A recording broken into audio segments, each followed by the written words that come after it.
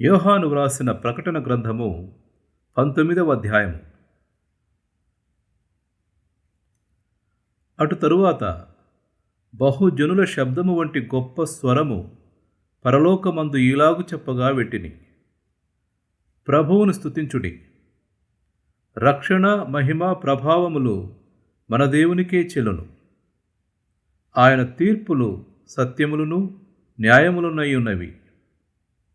తన వ్యభిచారముతో భూలోకమును చేపిన గొప్ప వేశ్యకు ఆయన తీర్పు తీర్చి తన దాసుల రక్తమును బట్టి దానికి ప్రతిదండన చేసెను.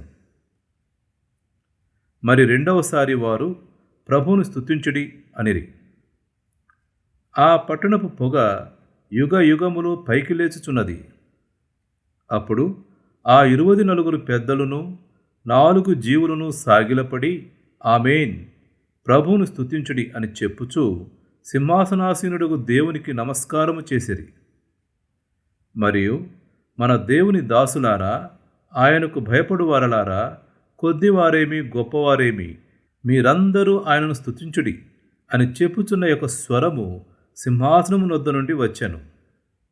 అప్పుడు గొప్ప జనసమూహపు శబ్దమును, విస్తారమైన జలముల శబ్దమును, బలమైన ఉరుముల శబ్దమును పోలిన యొక్క స్వరము, సర్వాధికారియు ప్రభువునగు మన దేవుడు ఏలుచున్నాడు, ఆయనను స్తుతించుడి, గొర్రెపిల్ల వివాహోత్సవ సమయం వచ్చినది, ఆయన భార్య తన్ను తాను సిద్ధపరచుకుని ఉన్నది గనుక మనము సంతోషపడి ఉత్సహించి ఆయనను మహిమపరిచిదమని చెప్పగా వింటిని.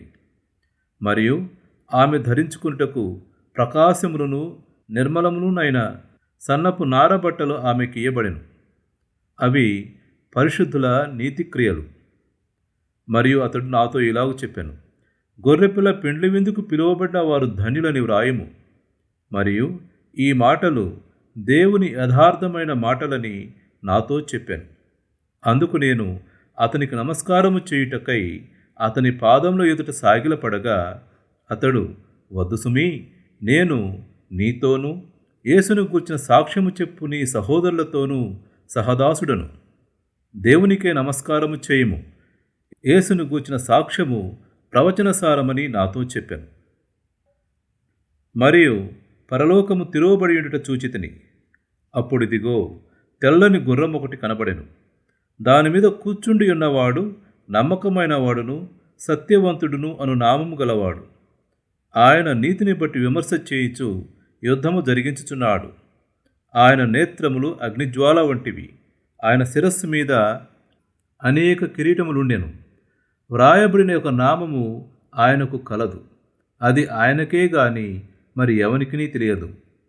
రక్తములో ముంచబడిన వస్త్రము ఆయన ధరించుకుని ఉండెను. మరియు దేవుని వాక్యము అను నామము ఆయనకు పెట్టబడి ఉన్నది. పరలోకమందున్న సేనలు శుభ్రమైన తెల్లని నారబట్టలు ధరించుకొని తెల్లని గుర్రములెక్కి ఆయనను వెంబడించుచుండిరి. జనములను కొట్టుటకై ఆయన నోట నుండి వాడిగల ఖడ్గము బయలువెడలుచున్నది. ఆయన ఇనుపదండముతో వారిని ఏలును.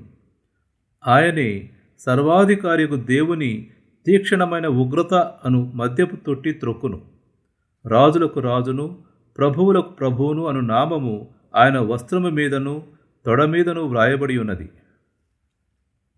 మరియు ఒక దూత సూర్యబింబములో నిలిచియుండుట చూచితిని. అతడు గొప్ప శబ్దముతో ఆర్భటించి, రండి, రాజుల మాంసమును, సహస్రాధిపతుల మాంసమును, బలిష్ఠుల మాంసమును, గుర్రముల మాంసమును, వాటి మీద కూర్చుండి వారి మాంసమును, స్వతంత్రులదేమి దాసులదేమి, కొద్దివారిదేమి గొప్పవారిదేమి, అందరి యొక్క మాంసమును తినుటకై దేవుని గొప్ప విందుకు కూడి రండని ఆకాశ మధ్యమందు ఎగురుచున్న సమస్త పక్షులను పిలిచెను. మరియు ఆ గుర్రము మీద కూర్చున్న వానితోనూ ఆయన సేనతోనూ యుద్ధము చేయుటకై ఆ క్రూర మృగమును భూరాజులను వారి సేనలను కూడియుండగా చూచితని. అప్పుడు ఆ మృగమును దాని ఎదుట సూచక క్రియలు చేసి దాని ముద్రను వేయించుకున్న వారిని, ఆ మృగపు ప్రతిమకు నమస్కరించిన వారిని మోసపరిచిన ఆ అబద్ధ ప్రవక్తయు పట్టబడి వారిద్దరూ గంధకముతో మండు అగ్నిగుండములో ప్రాణముతోనే వేయబడిరి. కడమవారు గుర్రము మీద కూర్చున్న వాని నోటి నుండి వచ్చిన ఖడ్గము చేత వధింపబడిరి. వారి మాంసమును పక్షులన్నీ కడుపార తినెను. ఇంతటితో 19వ అధ్యాయ పఠనం సమాప్తం.